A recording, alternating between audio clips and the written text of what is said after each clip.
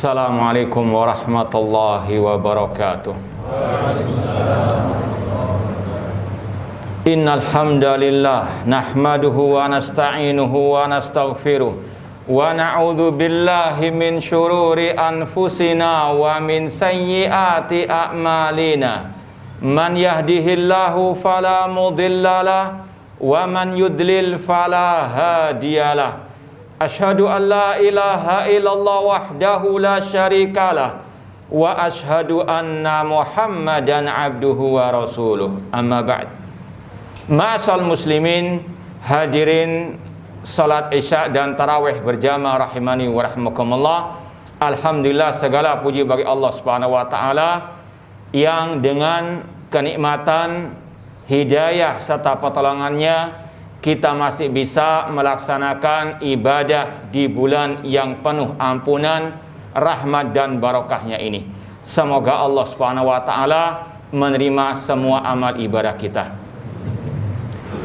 Ma'asal muslimin rahimani wa rahmakumullah, bulan suci Ramadan adalah salah satu momentum yang terbaik untuk kita mensucikan jiwa dan hati kita dari segala bentuk kotoran dan penyakitnya.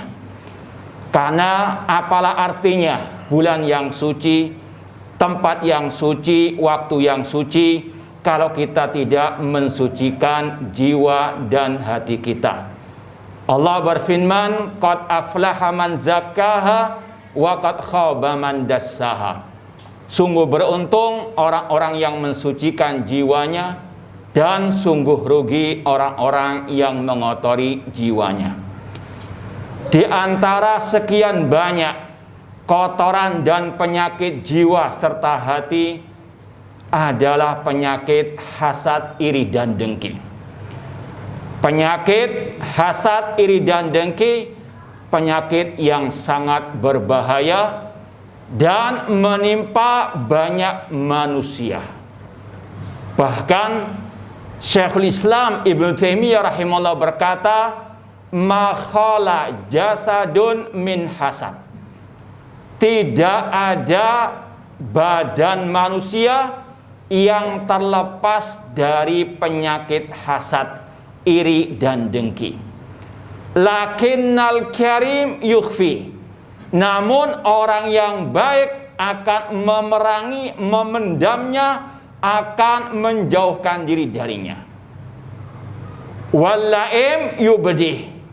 Namun orang yang jahat pasti akan menampakkan rasa hasad, iri dan dengki entah lewat ucapan ataupun perbuatannya.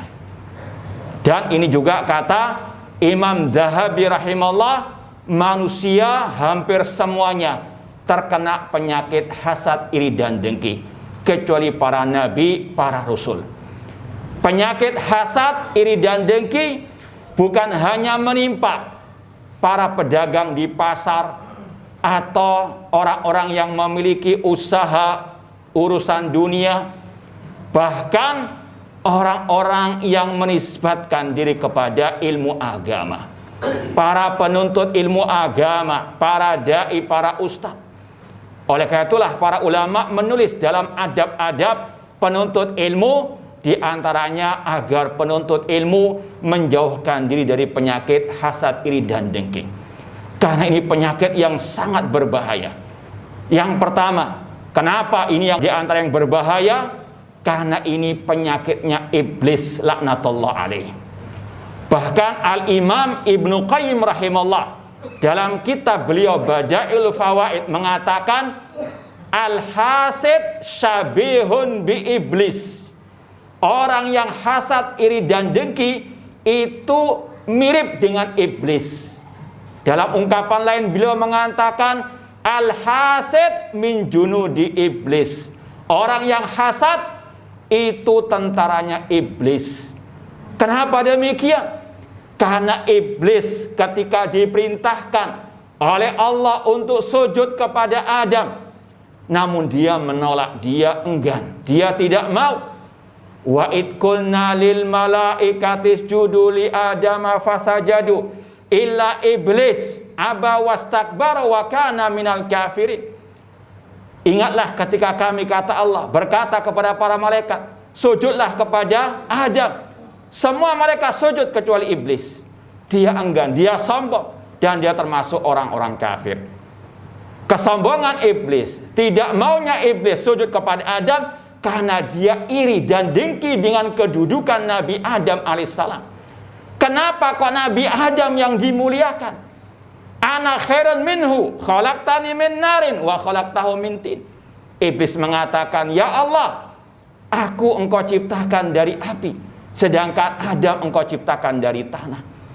Iblis iri, iblis dengki dengan Nabi Adam alaihissalam, dan dia pun tidak mau sujud kepada Adam alaihissalam. Inilah penyakit iblis, inilah akhlak iblis, hasad, iri, dan dengki.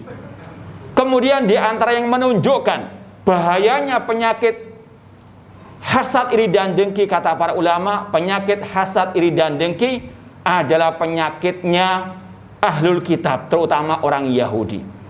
Allah ketika mensifati orang Yahudi, Allah berfirman, wadda katsirun min ahlil kitabi law yarudunakum min ba'di imanikum kufaran hasadan min indi anfusihim.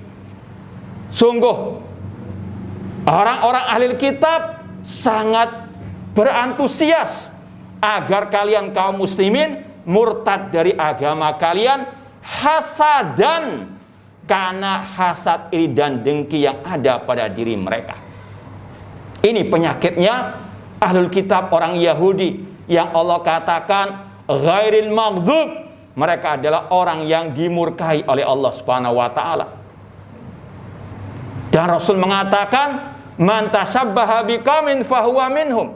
Barang siapa menyerupai suatu kaum, dia termasuk kaum tersebut. Kemudian yang ketiga, di antara yang menunjukkan bahayanya penyakit hasad, iri, dan dengki. Orang yang hasad, dia memprotes takdir Allah.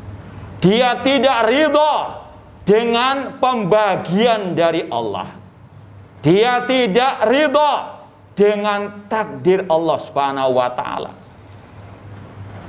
Oleh karena itulah seorang penyair Arab mengatakan, ala kulli man kana li hasidan atadri alaman asatal adab, asatal adab ala Allah fi fi'lihi li annaka la tarda lima wahab.